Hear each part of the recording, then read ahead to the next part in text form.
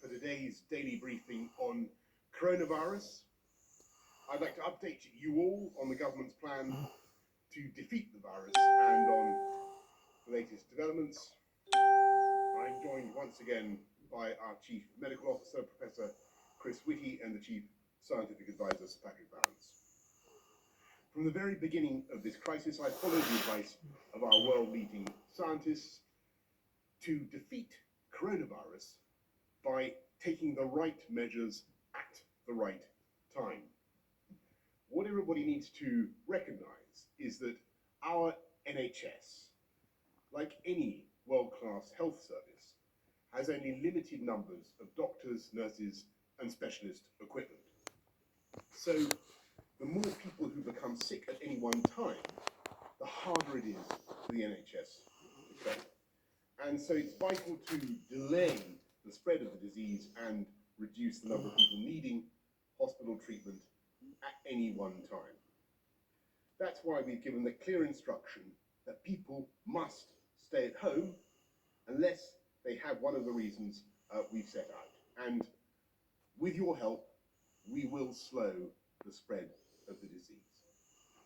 I want to thank everyone who's been following the clear rules that we set out on Monday. And I want to thank everyone in the NHS, the front line of the fight against coronavirus, and of course, all our public services. Our teachers and our school staff, transport workers, police officers, everyone who's keeping this country going. But I also want to offer a special thank you to everyone who has now volunteered to help the NHS. When we launched the appeal last night, we hoped to get 250,000 volunteers over a few days. But I can tell you that in just 24 hours, 405,000 people have responded to the call. They will be driving medicines from pharmacies to patients. They'll be bringing patients home from hospital. Very importantly, they'll be making regular phone calls to check on and support people who are staying on their own at home. And they will be absolutely crucial in the fight against this virus. That is already, in one day, as many volunteers as the population of Coventry. And so, to all of you, and to all the former NHS staff who are coming back now into the service, I say thank you on behalf of the entire country. Now I want to take some questions, but finally, I want to remind everyone of our core policy. Stay at home, protect the NHS, and save lives. Thank you. I think we'll go straight to questions now, and we are going to hear, first of all, I think from Laura Koonsberg of the BBC. Laura, are you there? Thank you, Prime Minister. Yes. Prime Minister, can you honestly say that the government is coping? There aren't enough tests, people are struggling to make ends meet, and some people are being forced to go to work when they don't feel that they're safe. Is that coping? And can I ask the medics as well, if we already had the kinds of numbers of tests that you would like to see, how much of a difference would it have made to your ability to fight the disease? Well, first of all, Laura, on the tests, a huge national programme of testing is being rolled out, but I'll hand over to Patrick and to Chris to say a little bit more about testing and how we're going to do it. But on the national effort to protect those whose jobs, whose livelihoods are threatened, I think everybody understands the challenge that the whole country now faces. But we have to get through this together, and we are getting through it together with an unprecedented programme of support for not just for businesses, but for workers of all kinds across the country.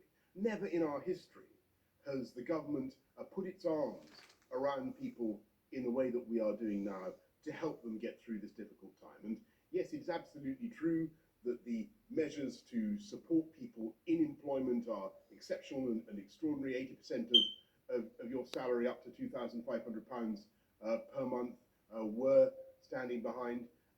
We're also, in the course of the next couple of days, you'll be hearing more from Rishi Sunak, the Chancellor, tomorrow, about what we're doing to help self-employed. And I think people do understand that the complexity of their working arrangements has meant that it has been harder to come up with the right tailored program for the self-employed as well. But that is coming forward tomorrow.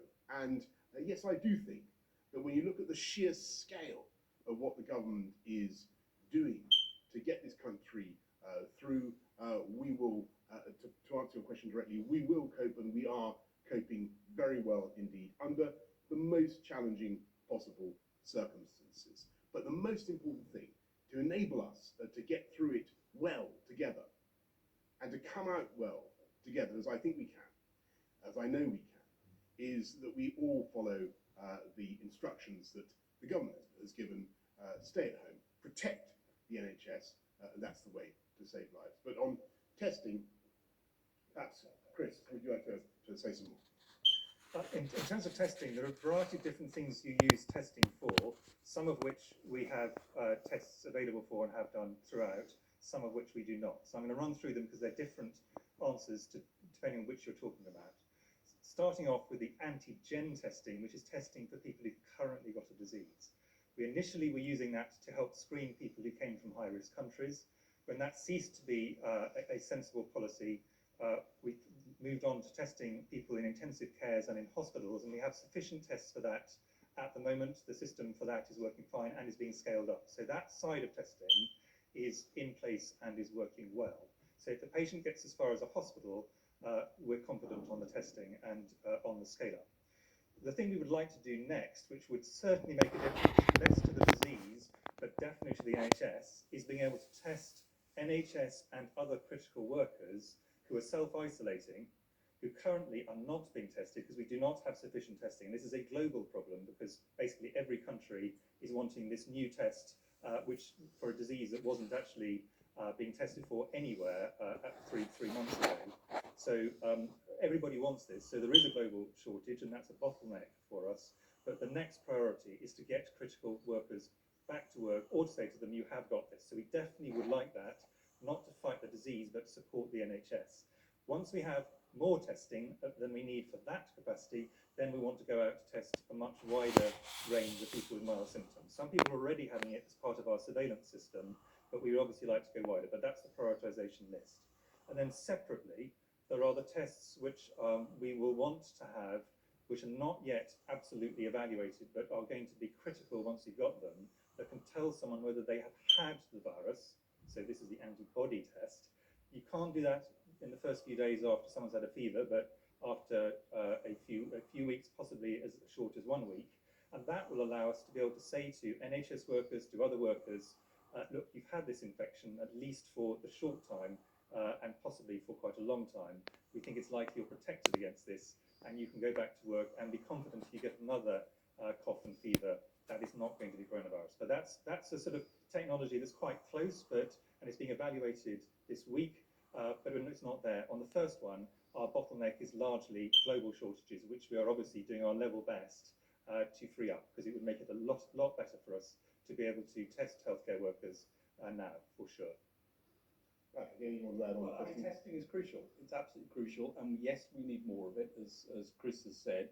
And the other thing that's going to be important with the antibody test is to be able to work out